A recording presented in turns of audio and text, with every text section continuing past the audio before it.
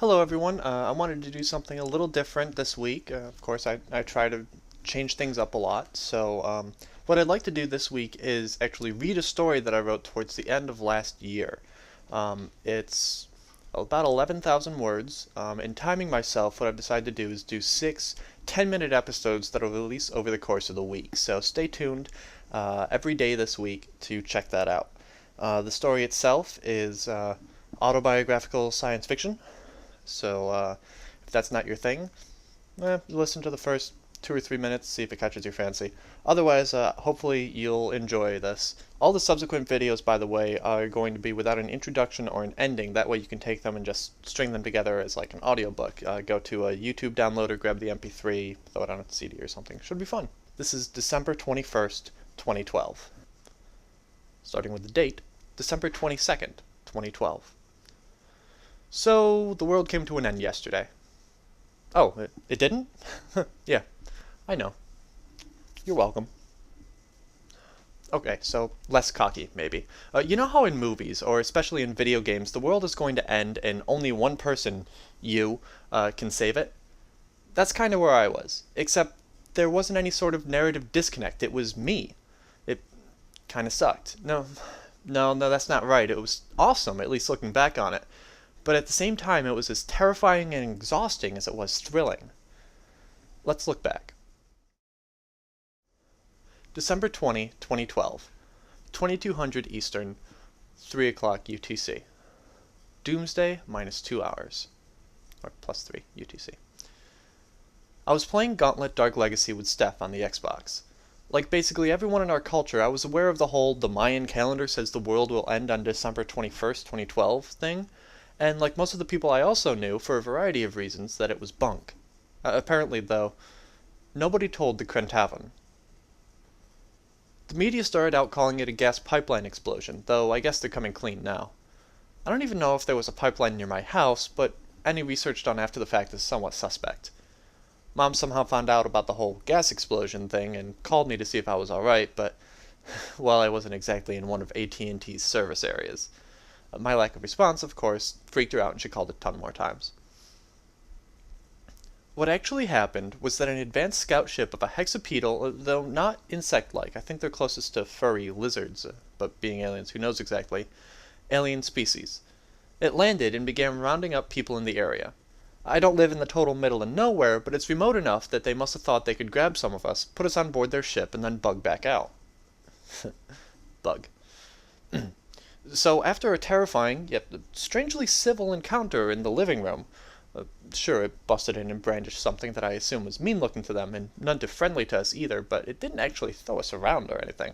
We were lined up in the cold with others from our apartment complex and being herded towards the ship.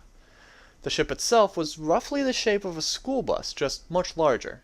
At the time, I assumed that these were landing all over Earth, but no, this was only the first of what would eventually be many. The aliens. As I said before, they walk on 6 legs. They have no arms, per se, though their frontmost legs appear more dexterous.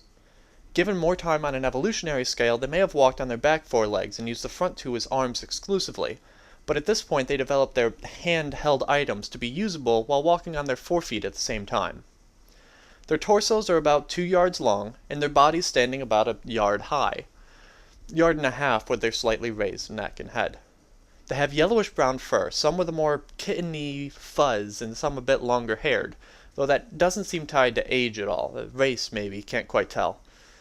Didn't really care at the time. Their faces feature elongated snouts, high nostrils, high eyes. I'd later find out that they had some aquatic heritage. I have to assume that I wasn't the only one in the sole position of heroism. In fact, if it weren't for some mysterious someone's involvement, I wouldn't have been given the chance, nor the inclination, to do anything. The ship blew up.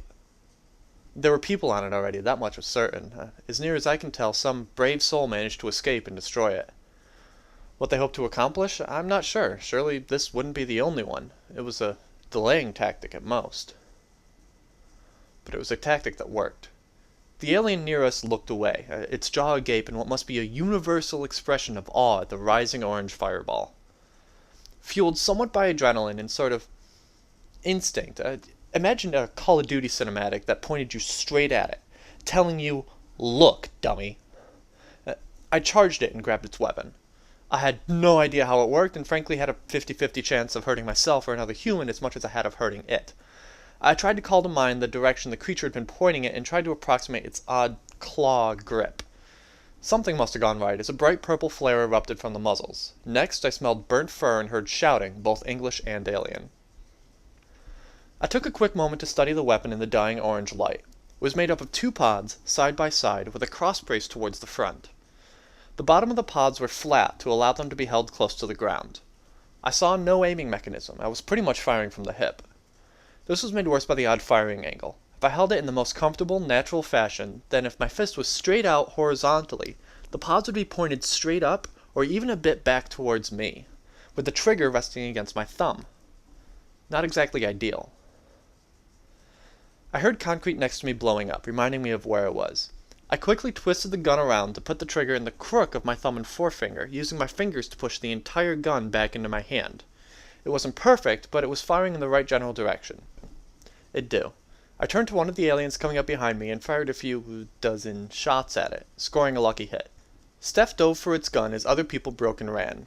I took cover behind a car as Steph joined me, and I showed her quickly how to use the gun. She flipped it around, held it over her head, and fired blindly backwards over the car. After the incoming fire slowed down a moment, then picked back up, she flipped it back forward, and we both tried our best to aim over the car at the targets instead of firing blind, and we belatedly realized putting other humans in danger.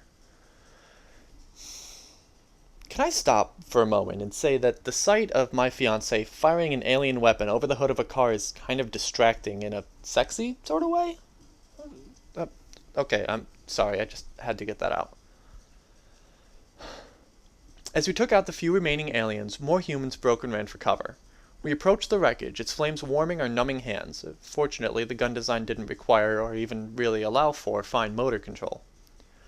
We took out one or two more aliens, including one that was pushing a scorched but otherwise intact pod out of the flames.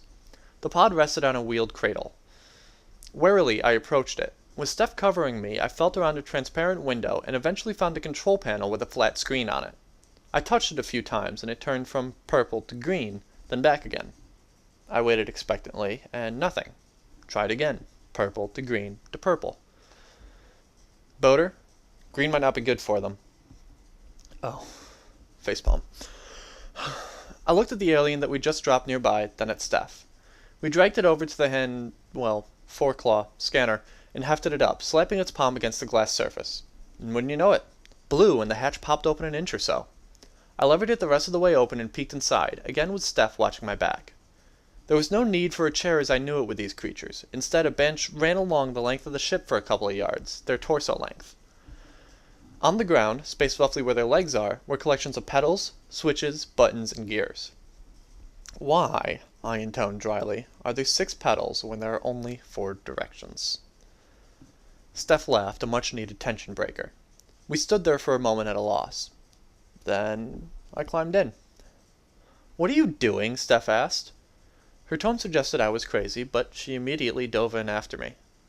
I looked at her for a moment, as if to tell her, "No, don't come, it's dangerous," but we both knew full well that that'd be silly. I'm no more qualified in a fight against alien invaders than she is, despite my better proficiency at first-person shooters, and backup would be welcome.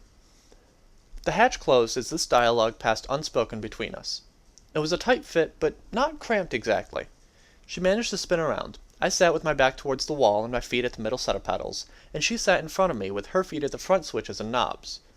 We started trying to awkwardly maneuver about to figure out how it operated. I think it was Steph that hit what would turn out to be an emergency recall switch. I'd later discovered that the craft we were in was little more than a short-range escape pod, meant to return to a mothership in orbit, but not fight or maneuver. The control pedals were a courtesy for a crash landing on a planet, but we were going the other way with the mixed blessing of an autopilot to do it for us.